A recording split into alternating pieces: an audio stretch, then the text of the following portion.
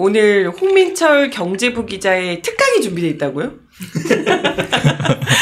그 지난주에 한국은행이 기준금리를 인하했습니다. 2.75에서 2.5% 그러니까 0.25%포인트 인하를 했고요. 네. 지금 2008년부터 기준금리 변화폭이 이렇게 쭉 정리되어 있습니다. 뭐 잘 아시겠지만 2022년부터 쪼르륵 올라가기 시작했죠. 이게 0.5에서 3.5까지 올라갔으니까 단기간에 굉장히 많이 올라간 편입니다. 요 왼쪽을 쭉 보셔도 그렇게 느껴지죠, 기울기가. 그리고 쭉 유지를 하다가 최근에 이제 2024년 작년부터 조금씩 내려오기 시작했어요. 계단으로 쭉쭉쭉 내려와서 지금은 2.5%가 됐다. 이게 이제 기준금리가 올라가면은 뭐 내 대출금리도 올라가고 기준금리가 내려가면은 내 대출금리도 내려간다. 이게 상식이잖아요. 네네. 근데 어떻게 이게 내려가는 거냐? 어떤 구조로 내려가는 거냐? 이거는 많이 생각하지는 않으셨을 것 같아요. 이를테면 뭐 한국은행장이 이렇게 사람들 은행장들 불러다가 내려 하고 뭐 올려 하고 뭐 이런 시기도 물론 있었겠지만 지금은 그렇게 하진 않거든요. 일단 은행 구조를 좀 살펴봐야 됩니다. 이게 네. 늘 있는 금융 거래인데 잘 생각해 본 적이 없는 돈의 이동에 대해서 이제 정리를 한 건데요. 생각해 보시면 하루 동안 수많은 금융 거래가 발생을 합니다. 요건 이제 월급날 예로 든 표인데 네. 회사 계좌에서 월급이 내 계좌로 입금이 되죠. 그러면 당연히 이제 카드 대금이 쫙 빠져나가고요. 그러고 나서 카드사는 그 돈을 받아가지고 내가 뭐 물건을 샀든 밥을 먹었든 거기다 이제 입금을 해줄 겁니다. 그럼 돈이 또 그쪽 뭐 여기서는 상인 D은행 계좌 이렇게 해놨는데 200만 원을 빡 가져가가지고 70만 원을 상인한테 입금을 해줘요. 그럼 상인 D씨는 그 돈을 받아다가 그 건물주한테 월세를 낸다. 이런 걸 이제 간략화하게 그려놓은 건데 그렇게 되면은 상인 D은행 계좌에서 그 건물주 A은행 계좌로 150만 원이 입금이 되는 거죠. 근데 처음에 A은행 계좌, 회사 계좌에서는 300만 원이 빠져나갔죠. 그러면 A은행 입장에서 보면은 마이너스 150만 원이 되는 겁니다. 그럴 때 이 마이너스를 어떻게 할 거냐에 대한 문제예요. 이게 언뜻 생각하면은 계좌에서 이동하는 건 다 내가 입금해 둔 돈에서 나가는 거잖아요. 그렇게 생각할 수 있는데 사실은 그렇지는 않죠. 은행은 어떻게 해서 돈을 버냐. 내가 계좌 주인들, 그러니까 고객들한테 돈을 받아가지고 그 돈을 가만히 놔두면 안 됩니다. 그 돈을 이제 다른 사람한테 대출을 해주고 그러면 거기서 이자를 받죠.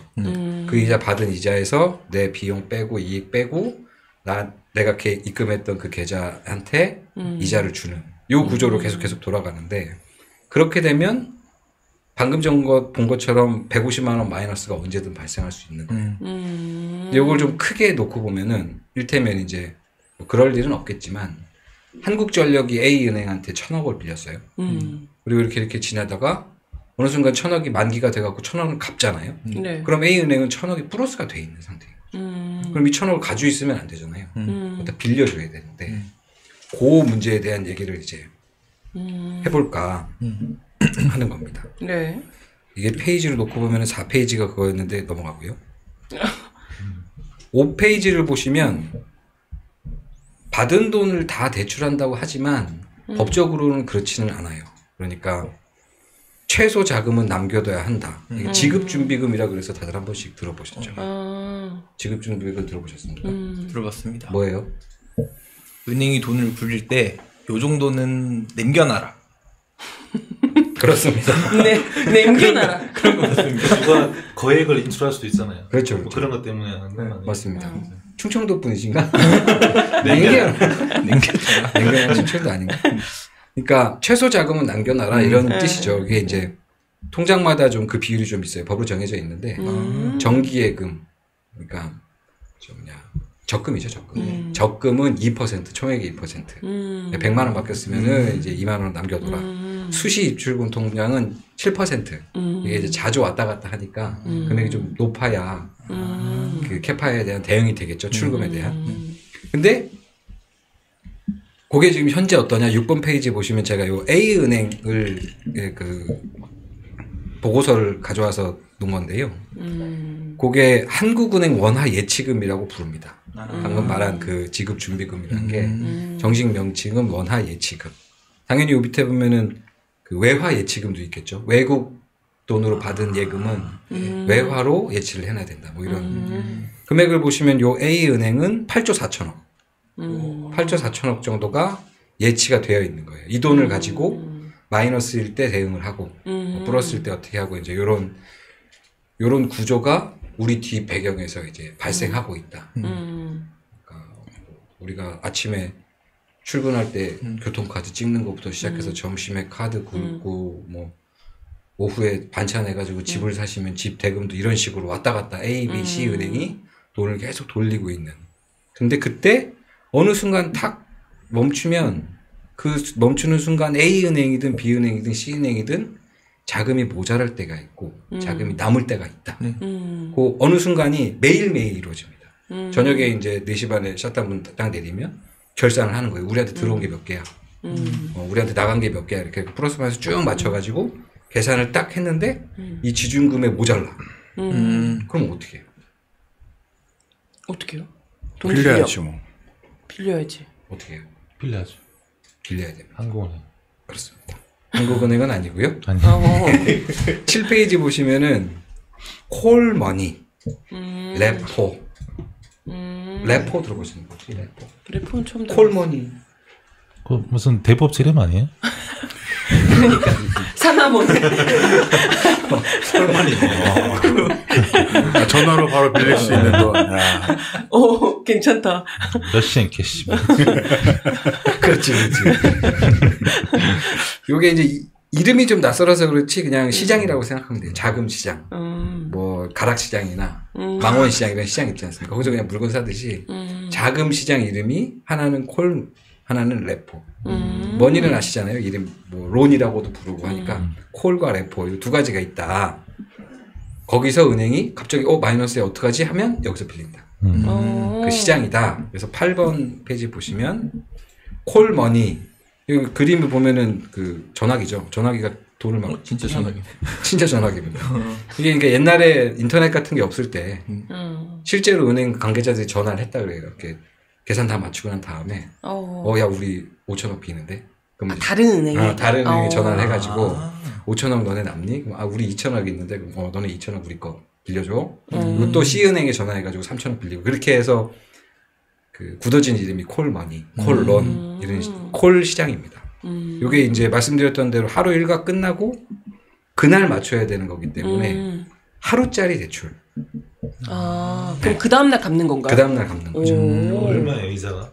이자가 이제 뒤에 제가 좀 강조를 좀 해놨는데 이자가 낮아요. 우리가 알고 있는 그 이자 수준은 아닙니다. 자기들끼리 왔다 갔다 하는 거니까. 그렇죠. 네. 대출이라는 게 원래 그리고 금액도 금액이지만 신용도 그렇죠. 빌리는 기간이 신용도가 낮으면 낮을수록 금리는 올라가고 대출 기간이 길면 길수록 금리는 올라갑니다. 네, 왜냐하면 그 사이에 이 사람이 어떻게 될지 모릅니다. 회사로 치면은 10년을 빌리는데 1,000억을 빌리는데 10년 사이에 이 회사가 어떻게 될 줄 알고 그러니까 그런 건 되게 기간이 짧고요. 대신 이제 주택담보대출 같은 거는 이제 이 사람이 죽어도 주택이 있으니까 30년씩 빌려주는 거죠. 네. 근데 이거는 하루인데다가 빌리는 사람이 은행이잖아요. 그러니까 신용도가 높고 기간이 짧으니까 금리가 당연히 낮은. 그게 이제 콜 금리다. 콜머니다. 9페이지 가시면은 이제 아까 좀 낯설었던 레포. 네. 레포가 이제 영어 REPO. 이것도 코리안 발음이라고 또 정혜림 아나운서 그러시죠. 아니요. 리퍼체이스 어그리먼트. 훌륭합니다. 교수님 훌륭합니다. 리퍼체이스는 뭐 퍼체이스 그 구매하다, 사다 뭐 이런 뜻이죠. 다시 사다 계약. 그러니까 다시 사주기로 한 계약.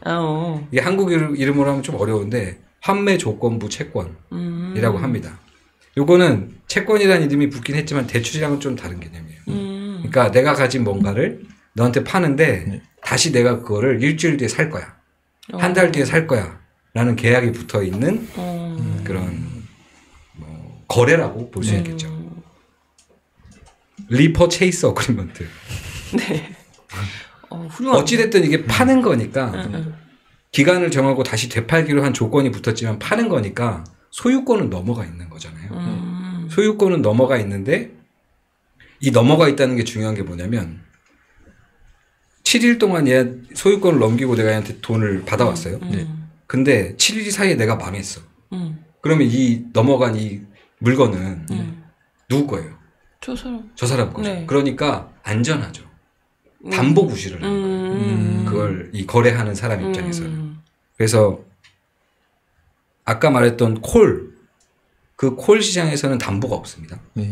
담보 없이 그냥 신용과 기간으로 하는데 요거는 담보가 있는 대신 뭐 1년까지는 아니고 보통 이제 90일 이내, 일주일, 뭐 한 달 이렇게 빌려가는 약간 전당포? 전당포?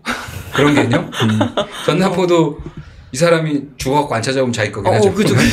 다시 찾으러 가면 내가 빌린 돈 내고 수수료 떼고 주는 것처럼. 아니지. 처음에 받을 때부터 수수료 떼고 이것도 비슷한 구조인데. 그래서 일단 가져가는 이 담보되는 물건이 좀 튼튼해야 되잖아요. 보통 은행이 갖고 있는 튼튼한 물건이라 그러면 뭐 국채를 얘기합니다. 국채. 내가 국채를 갖고 있어. 한국 정부가 발행한 국채, 미국 정부가 발행한 국채. 그래서 내가 뭐 100억짜리 3년 국채를 갖고 있어. 그럼 그걸 넘겨주는 거죠. 그럼 이거는 90일 지나도 뭐 망할 리가 없으니까. 마찬가지로 기간은 좀 콜에 비해서 길지만 뭐 한 7일, 뭐 한 달 이렇게 길지만 담보가 튼튼하니까 이것도 금리가 맞아요. 매우 낮습니다. 이 얘기, 그러니까 콜과 레포를 얘기한 이유는 은행이 갑자기 자금이 하루 결산했는데 부족했대. 그때 어떻게 할 거냐 이 얘기를 했잖아요. 네네. 그때 돈을 빌리는데 빌리는 자금 시장이 콜과 레포고 여기는 되게 금리가 낮다. 이 얘기를 들으려고 이제 했는데 10페이지 넘어가시면요. 네. 요것도 A은행 아까 보신 같은 은행인데 여기 보면 빨간색 네모 안에 콜머니 있죠. 금리를 보시면 아까 경훈 씨 궁금했던 1.7부터 4.5 사이. 4.5좀 넘네. 네. 그리고 오른쪽에 보면은 5,690억. 그리고 환매 조건부, 요게 레포라고 말씀드렸죠. 레포가 1.0에서 7.0까지. 이건 좀 더 높죠. 1,400억 정도 되는. 그러니까 급하게 빌린 돈이 이번 분기 결산해 보니까 7천억 정도 되더라. 이거 어느 은행이에요? A은행입니다. A은행. 이게 은행마다 조금씩 수치가 다 달라가지고 그 절대 이걸 우리은행이라고 얘기할 일은 없어요. A은행. 네. 11페이지를 가시면 이 얘기를 왜 했냐. 기준금리를 이해하려고 한 겁니다. 드디어 11페이지 나오는군요. 보시면은 그 빨간색 네모 첫 번째 거 위에 보시면 한국은행 기준금리는 한국은행이 금융기관과 환매조건부 증권 나왔다. 매매, 자금 조정 예금 및 대출 등의 거래를 할 때 기준이 되는 정책금리다. 기준금리라고 한다. 그 바로 밑에 네모 동그란 거 보면은 이렇게 결정된 기준금리는 초단기 금리인 콜금리. 아까 콜 시장에 적용된 금리. 콜금리에 즉시 영향을 미친다.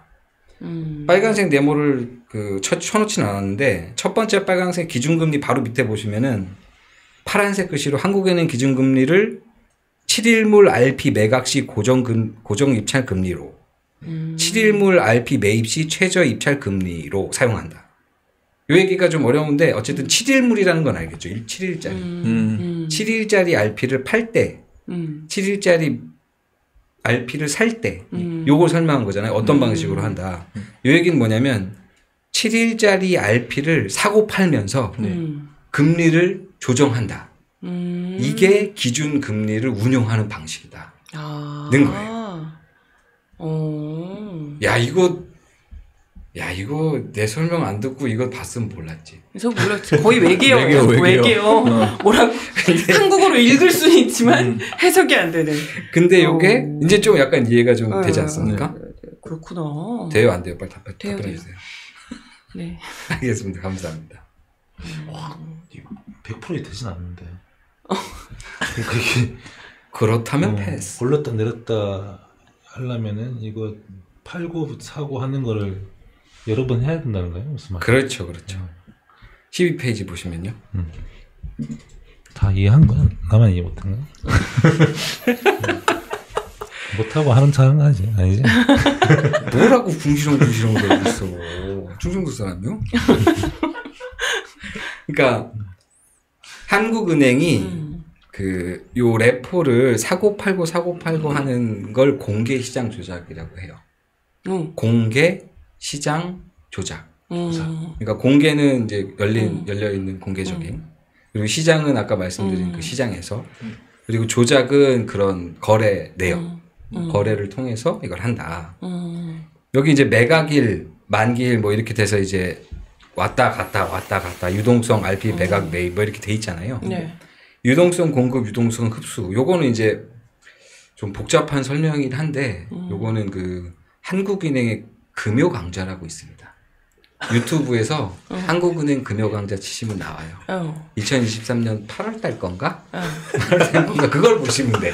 자세히 설명합니다. 아, 설명해 주시는 게 아니고 그쪽으로 토스하는 건가요? 그걸 보시면 되죠. 그걸 요약해서 설명해 주셨어 여기서. 싫은데요.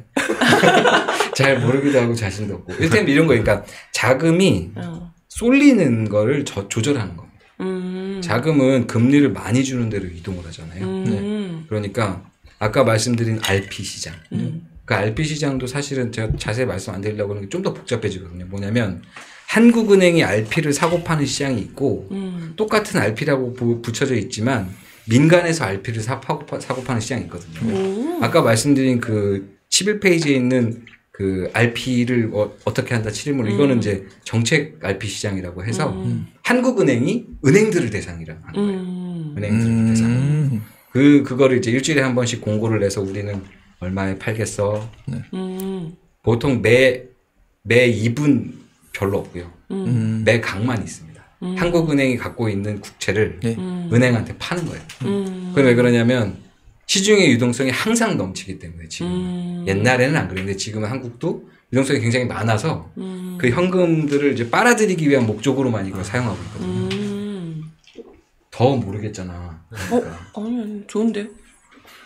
계속하세요. 네. 알겠습니다.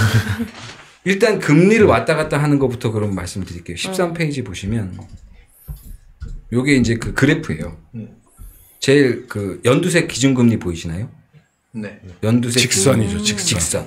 요렇게 이제 3.5 쭉 가다가 뚝 떨어뜨려 가지고 3.25. 뚝 떨어뜨려 갖고 뭐 이렇게 3%, 2.5%, 2.75, 2%, 2.5% 이렇게 지금 돼 있죠. 말씀드린 콜 평균 금리. 콜 평균 금리가 이렇게 파란색으로 이렇게 가다가 기준금리가 뚝 떨어진 지점에서 같이 뚝 떨어지죠. 그래서 쭉쭉쭉쭉 왔다 가다가 또 떨어지니까 또 떨어지고요. 그 위에 레포 평균 금리 빨간색 선도 같이 왔다 갔다 하긴 하지만 어쨌든 기준금리로 수렴돼 있죠. 이 기준금리로 수렴시키는 걸 이제 공개시장 조작이라고 하는 거죠. 요 빨간색 이렇게 뼈 올라간 거 이거 뭐냐 이거 궁금하시잖아요. 저도 요게 시기가 보니까 2024년 12월 31일 개헌 때구나. 아니었습니다. 아니요? 저도 그건 줄 알고 찾아봤는데 그 시기에 올라가는 건 맞아요. 그리고 대체적으로 위에 있죠. 그때 그 단기 시장 금리가 올라간 건 맞는데 요건 그냥 매년 벌어지는 연날에 자금 결제 수요. 최종 정리할 때. 네. 기업들이나 뭐 이런 사람들이 다 연말에 결제를 해줘야 되잖아요. 그러니까 아까 말씀드린 은행의 단기 그게 경색이 좀 돈 발생하죠. 필요해. 하는 거구나. 야, 다 찾아가고 있어. 막 이러니까 이제 그때 잠깐 돈 필요한 사람이 많은 은행들이 많으니까 올라간. 어찌됐든 여기서 이 빨간색을 제가 제외하고 싶어갖고 다른 데 찾아봤는데 다른 기관도 다 비슷하게 한번 삑 올라가는 게 있어가지고 요건 그렇게 설명을 드리고 어찌됐든 콜과 레포가 기준금리에 수렴하는 방식으로 가더라. 흐름도 비슷하더라. 요걸 보시면 될 것 같아요. 근데 급격히 올라가는 그 뾰족한데 전에 올라간 거는 계엄의 영향일 수도 있겠네요. 그렇죠. 왜냐하면 그때 그 단기 자금이 모자라다는 뉴스들이 많이 나왔거든요. 맞습니다. 굉장히 은행이 위험할 수 있다는 뉴스들이 많이 나왔고 그때 막 환율 폭등하고 막 난리가 아니었거든요. 환율이 폭등한다는 얘기는 한국 돈이 많이 드니까 은행 입장에서는 돈이 말라가는 상황이어서 아마 그때 정말 전화해서 돈 땡기는 실제 들은 적이 있어요. 전화해서 돈 땡기고 있다 이런 얘기를 은행들이. 왜냐하면 지금 위기를 이제 극복을 해야 되니까. 왜냐하면 이게 심리 같은 건데 좀 있으면 연말인데 갑자기 돈을 막 땡겨가기 시작하니까 은행도 돈이 말라가니까 이걸 서로 돈을 땡기려고 했을 거고 아마 한국은행도 약간 풀었죠.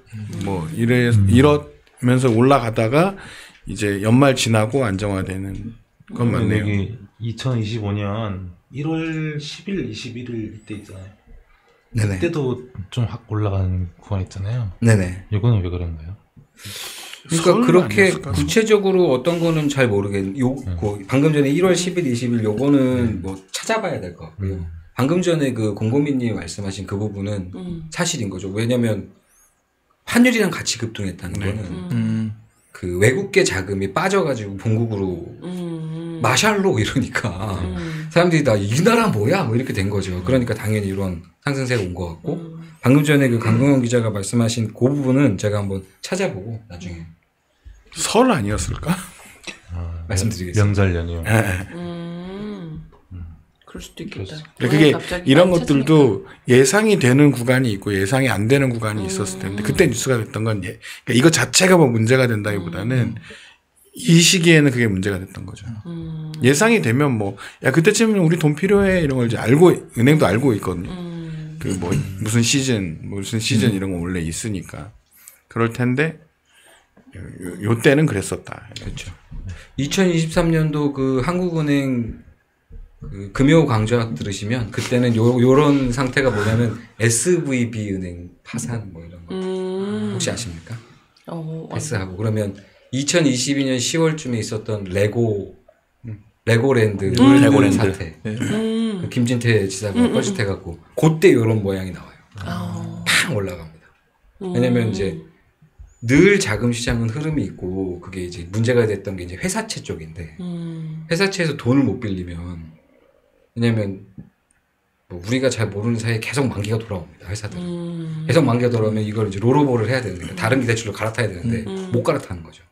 그러니까 막 돈을 막 여기저기서 막 땡기려고 하고 그때 이제 은행도 뭐 인출이 많아가지고 자금을 치솟는 제가 말씀드렸잖아요. 은행은 인출이 많으면 콜과 레포에서 돈을 빌려야 되는데 그런 수요가 많으면 그 두 금리가 올라가는 거예요. 그때 그러면 한국은행 같은 사람들은 어떤 짓을 하느냐? 돈 푸는 거죠. 모자를 땐 풀어요. 그래서 수요를 이제 쭉 잠재워서 금리를 낮추고 돈이 남아서 막 금리가 계속 떨어져. 그러면 RP를 파는 거죠. RP를 팔아서 이제 다시 돈을 끌어들이고. 근데 그것도 그 강좌 들어보면 RP라는 건 기간이 정해져 있잖아요. 다시 돌아가요. 왜냐하면 90일 뒤에 우리가 살 거야 라는 계약이니까.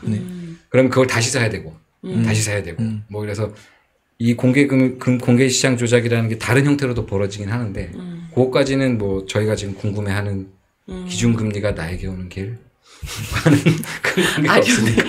그러면 우리가 뉴스를 볼 때 콜 금리가 치솟고 있다. 라는 기사가 나오면 그렇죠. 아 은행들이 위험하고 자금이 딸리고 있구나 라고 이해하면 되는 거죠. 그럼 한국은행이 돈을 풀 수 있겠다 이렇게 근데 한국은행은 판단을 해야겠죠. 지금 푸는 게 괜찮은지 아니면 이게 돈이 너무 확 풀려버리면 위험할 수도 있으니까 이거 한국은행은 판단을 하겠죠. 하지만 콜금리가 계속 치솟고 있는 상황은 위험 신호일 수도 있으니까 그거에 대해서 이제 한국은행은 판단을 하겠죠. 정확합니다. 콜과 레포가 기사에서 보인다. 일단 안 보이는 게 제일 좋아요. 이런 건 일반인들이 모르는 게 제일 좋은데 갑자기 이런 게 막 메인으로 올라오잖아요. 그러면 이제 그때 보통 무슨 일을 하면 F4 회의가 열립니다. 그렇죠. 그 다음 날이나 그 전날 열려 있을 거예요. 그러면 이제 이 한국은행 총재가 이제 보도자료를 내죠. 우리가 뭐 자금이 안정적으로. 그러면 이런 일이 벌어지고 그리고 은행이 뭐 이렇게 빌리는 것도 막 그렇다.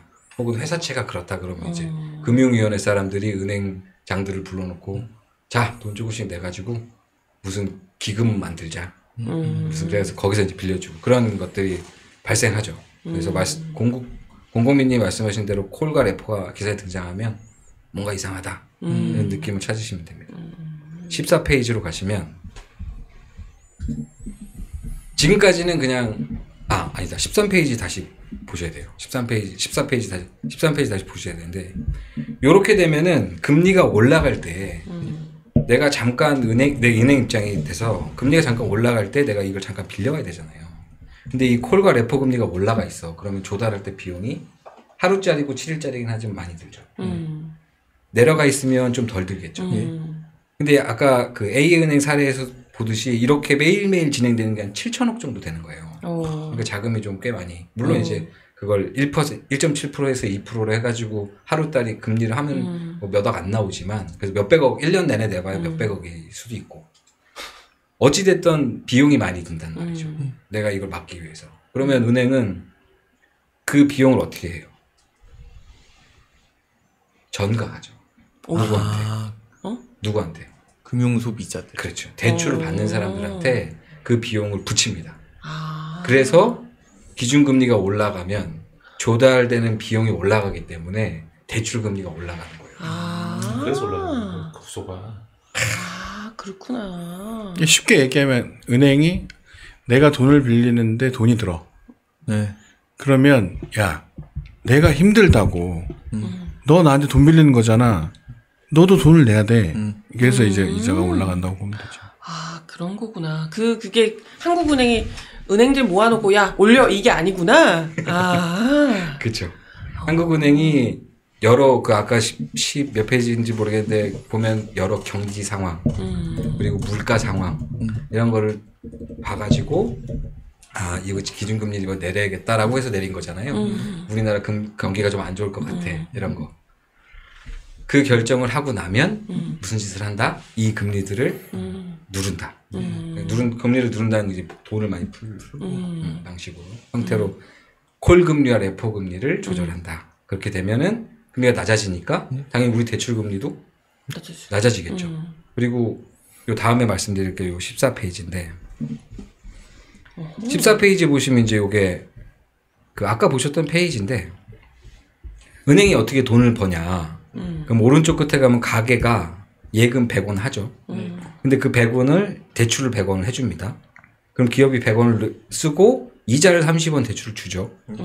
그리고 예금을 한 사람한테 30원을 안 주고 20원을 이제 예대 마진, 예금과 대출의 차이. 요를 20원을 먹고 10원을 가게한테 주는. 그래서 요 20원이 은행의 수익원이 되는 거가 됩니다. 네네. 15번을 내가 왜 해놨지? 15번을 이제 넘어가시면 그러면 14번에 가게가 예금으로 준 돈이 얼마나 되냐. 뭐 이런 거죠. 방금 전에 여태까지 설명하는 건 단기적으로 하루 결산해 놓고 보니까 적자가 발생했네. 이걸 어떡하지? 였다면 원래 은행이 돈을 많이 버는 곳은 여기가 아니라 쓰거나 버는 거. 그러니까 요거가 내가 모자른 은행이 있으면 남는 은행이 있어서 빌려준다는 뜻이잖아요. 그리고 이게 잘 안 됐을 때 한국은행이 개입하는 거거든요. 원래 은행이 돈을 버는 것은 그런 콜금리나 레포금리에 돈을 줘서 버는 게 아니고 예금을 모은 돈을 대출하는 게 진짜 구찌가 큰 거예요. 그게 이제 15번 A은행에 대한 사례를 정의하는 건데 콜금리 이런 건 서로 빌려주고 그러니까. 그렇죠. 자기한테도 발생할 수 있는 일이니까. 여기 보면 왼쪽에 원화 예수금 구체적인 항목이 있죠. 찾으셨습니까? 네네. 요구불 예금 있잖아요. 요게 이제 9조 7천억. 요게 그냥 계좌예요. 우리 통장. 월급 들어왔다가 카드가 다 가져가는 그 통장. 그게 이제 9조 7천억 정도 잔액이 딱 끊어보니까 이 시기에 이만큼인 거고요. 적금. 우리가 갖고 있는 뭐 정기 적금이든 그냥 적금이든. 이게 이제 297조. 그래서 우리가 이 A은행이 돌리는 돈은 한 307조 정도를 대출을 해주고 있는 거. 그러니까 훨씬 더 많죠. 여기서 버는 돈이. 근데 여기서부터는 좀 뭐 시장 뭐 수요 공급 뭐 이런 거가 있어요. 뭐냐면 16페이지 가시면 기준금리가 인상되면은 예금금리도 따라 올라갑니다. 대출금리도 올라가지만 예금금리도 따라 올라가요. 네. 그건 왜 그러냐 이런 거죠. 왜 그런 거예요? 그러니까 아까 레포 시장 같은 그런 데를 단기 자금 시장이라고 해서 머니마켓 펀드 뭐 이렇게 얘기를 하거든요. 그러니까 단기 자금 시장에서 뭐 약간 금리가 좀 올라갔다. 아까 말씀드린 그 레포 시장이라는 게 단기 자금 시장 금리잖아요. 기준금리를 올렸어요. 그럼 레포 시장 금리가 따라서 콜금리와 함께 올라가겠죠. 그러면 여기가 은행의 예금 금리보다 일시적으로 좀 높은 상태가 발생할 수 있습니다. 그러면 자금이 글로 쏠리는 거예요. 네. 알겠어요. 알겠죠. 네. 내가 적금 들고 있었는데 이쪽 금리가 높으니까 일로 빠진다는 거죠. 지금 16페이지에 나온 기사가 그런 내용을 담고 있는 겁니다. 이게 이제 5월 20일 날 한국경제 기사인데요. CMA라고 혹시 아십니까? CMA. 네네네. 많이들 들어보셨죠. 예. 갖고 계신 분들도 많을 텐데. 그러니까 증권사에 있는 계좌입니다. 그래서 요거를 이제 증권 투자도 하지만은 그 특정한 자기가 원하는 뭐 투자처에다가 일테면 방금 말씀드린 레포 시장에 투자하는 머니마켓 펀드 거기다가 이제 돈을 넣어놓으면 수익이 뭐 몇 % 주겠다 이런 계약들 보였죠. 그런 계약들의 수익이 정기 적금보다 몰등이 좀 높아요. 그러면 돈이 글로 몰리겠죠. 그 얘기가 이 기사에 CMA 잔액은 올 1월 71조 3천억에서 곧바로 80조를 넘고 5월 달에서 90조에 육박한다. 그러니까 90조가 여기 쏠려 가 있는 거죠. 이 돈이 어디서 나왔겠어요? 뭐 적금 들어서 아니면 내가 월급 타갖고 적금 들 사람이 여기다 그냥 한 뭐 100만 원씩 100만 원씩 넣는 이런 것도 있을 거고 CMA 같은 개념의 기업형 지난번에 말씀드렸던 네이버에서 자금 일주일 남는 거 뭐 이런 것들 있잖아요. 이런 게 은행에 안 들어가 있고 이제 이런 자금 시장으로 이제 풀리면 여기서 막 도는 거예요.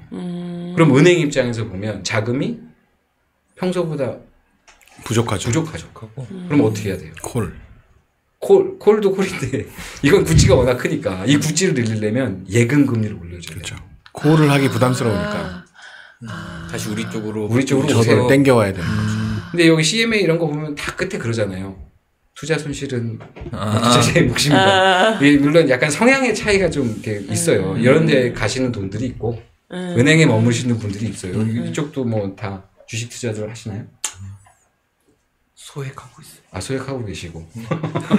이 친구한테 제가 왜 안 하냐고 그랬더니 와이프가 절대 원금 손실되는 건 안 한다고. 네, 그냥 아주 한 주씩 늘려가지고 여러 기업들을 살려고. 근데 지금 많이 좋아졌습니다. 아, 그래요? 네. 축하드립니다. 이재명 정부 탄생하고 어제 주식이 좀 올랐다던데. 안정적인 자금에 있던 금액들이 CMA 같은 건 실제로 그런 손실도 많이 높지 않아요. 왜냐하면 말씀드렸듯이 아주 튼튼한 담보를 가지고 주고 팔고 하는 거에다 투자는 되기 때문에 수익률이 낮더라도 손해는 거의 안 나는 구조거든요. 이 CMA는 물론 수수료 때문에 좀 그렇긴 하겠는데 그런 돈들이 이제 은행 적금에서 이쪽으로 빠져나가면 은행도 대응을 해야죠. 예금 금리를 올려주는 겁니다. 고객 유치하려고 그렇죠, 하는 거죠. 근데 예금 금리를 올려주면 은행 입장에서 이것도 조달하는 거잖아요. 조달 비용이 올라가잖아요. 그럼 이걸 어떻게 할까요? 또 대출 금리에다가 갖다 붙이는 거죠. 그렇게 해서 또 금리가 또 올라가는 거죠. 여기다 돈을 내줘야 되니까 받을 돈을 더 올린다는 거잖아요. 그렇죠. 사실 뭐 장사하는 사람은 다 그렇잖아요. 원가가 오르면 판매가를 올리잖아요. 그거랑 똑같은 개념인 거죠. 그러니까 오케이, 알겠습니다. 17페이지를 딱 띄우시면 이제 끝났습니다.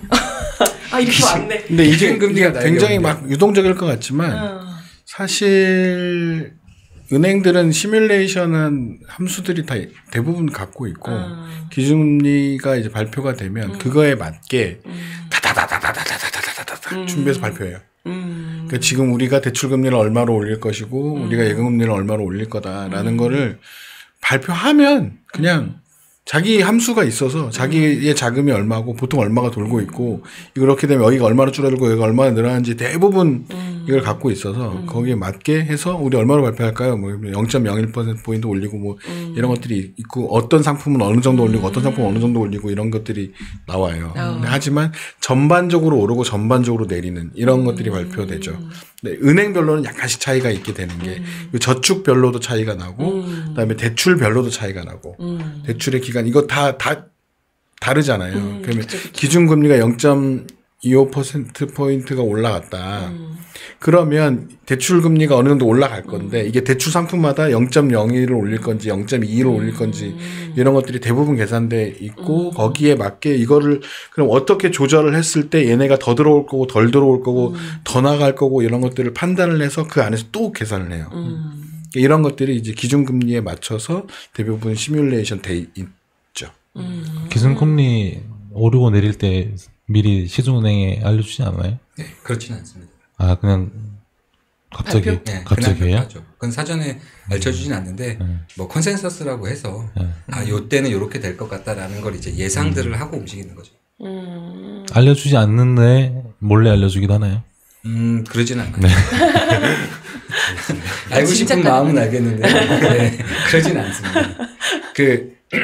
이제 보통 이제 그래서 여기서 이제 그럼 CMA가 유리하냐, 뭐 ETF가 유리하냐, CMA는 뭐 한국투자증권이 유리하냐, 뭐 미래에셋증권이 유리하냐 이렇게 얘기하는 게 있는데 그건 이제 다른 유튜브 가서 보시면 될 것 같고요. 다른 유튜브가 저보다 훨씬 설명을 잘하기도 하고요. 여기서 이제 여기까지. 그러니까 이런 게 사실은 뭐 전혀 돈 버는 데는 도움도 안 되고. 그리고 우리는 뭐 돈 잘 벌 수 있는 방법 이런 거는 우리가 일단 모르기 때문에. 아니 근데 그래도 아나운서님은 좀 알잖아요. 그 남편이 은행 가잖아. 아 그거는 뭐 저랑 상의를 하지 않기 때문에. 잘 생각해 보세요. 부인이 기사를 많이 봐요? 안 봐요. 네, 그런 거죠. 이것도 안 봐요. 시사 볼걸 안 봐요? 서로의 삶에 별로 관심이 없잖아. 그죠. 그러니까 여기 관심도 그럴 거 아니에요. 남편이 뭐 은행을 다니든 증권사를 다니든 도둑질을 하든 나에게 들어오는 돈이 얼마냐가 중요한 거잖아요. 아 도둑질 안 되죠. 그거는 잡혀가면 이제 끝나는 거기 때문에. 그죠. 그건 위험한 짓은 안 하는 거죠. 그거 몰라요? 은행들도 다 도둑놈들이야. 좋은 정보 감사합니다. 한번 물어볼게요. 도둑질을 어떻게 하느냐의 기본적인 이제 개념이 이 금리 뭐 이런 거 보시면 됩니다.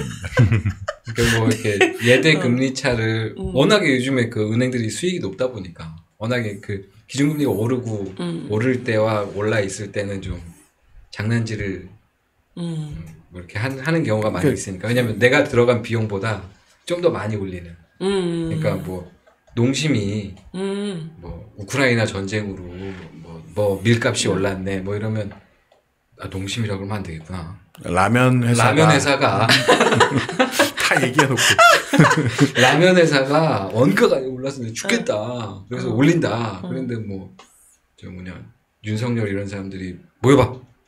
아 그러면 안 돼. 알겠습니다. 동결 이렇게 하듯이. 그거보다 조금씩 더 올리는 경향들이 기업은 항상 있으니까. 거기서 자기 수익을 좀 빼면. 그런 개념으로 금리 인상기에 이제 은행이 좀 수익이 좀 늘어나는. 매년 지금 올해 한 3년째 지금 계속 사상최대, 매분기 사상최대 이렇게 되고 있는 이유가 이제. 도둑질을 그런 식으로 해요. 그러니까 금리를 올릴 때와 내릴 때가 있잖아요. 시차 조정도 하죠. 네. 그러니까 빨리 올리고 늦게 내리고. 그러니까 시장 상황을 보면서 내리겠다. 은행이 위험할 수 있으니. 이런 거에 속으면 안 된다. 우리는 속고 있죠.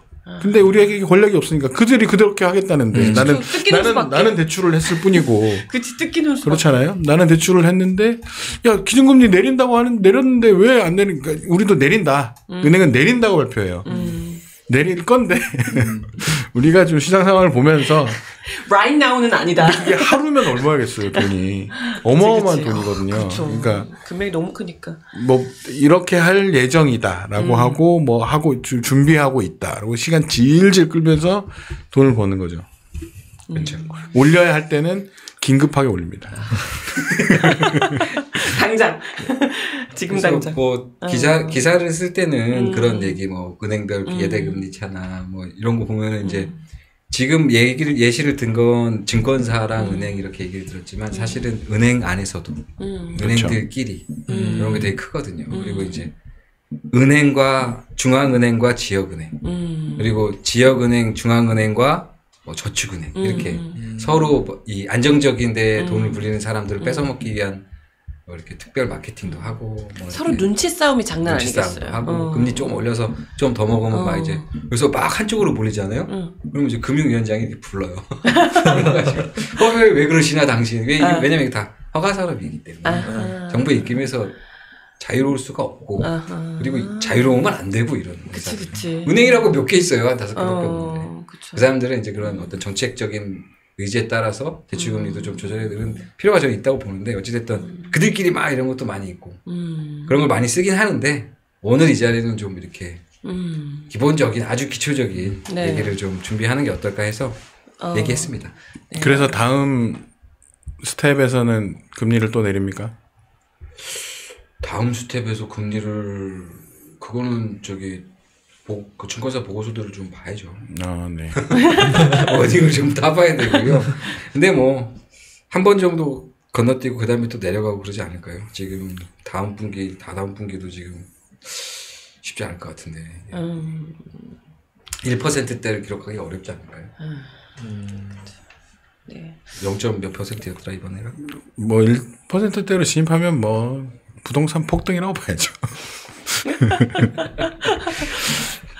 아직 2번 남았으니까요. 네. 기다려 보시죠. 네. 아무튼 뭐 기준금리 관련해서 사실 이 주제로 하신다 그래서 다들 주택담보대출 금리 얘기할 거라고요. 하셨죠? 그래서 뭐지 약간 공공인님이 뭐야 이걸 한다고 어제 단톡방에서 다 보셨죠? 그렇죠. 그랬는데 생각보다 저는 굉장히 유익했습니다. 제가 잘 모르는 내용을 아주 알기 쉽게 제가 이해했으면 거의 뭐 모두가 다 이해하지 않았을까 생각이 드는데 뭐 알기 쉽게 아주 명확한 설명 감사합니다. 아유 다행입니다. 홍 교수님. 네, 많은 게 생략되고 비약되고 그런 거니까 관심 있으신 분들은 2023년 8월에 한국은행 금요일 빨리 마치시죠. 알겠습니다. 다른 방송 이렇게 열심히 홍보를 해주시고 네 오늘 저희 시사콜콜 함께해 주셔서 감사드리고요. 민중의 소리 채널 구독과 좋아요, 알림 설정, 댓글 많이 부탁드리겠습니다. 함께해 주셔서 감사합니다. 다음 주에 다시 뵙겠습니다. 감사합니다. 감사합니다. 감사합니다.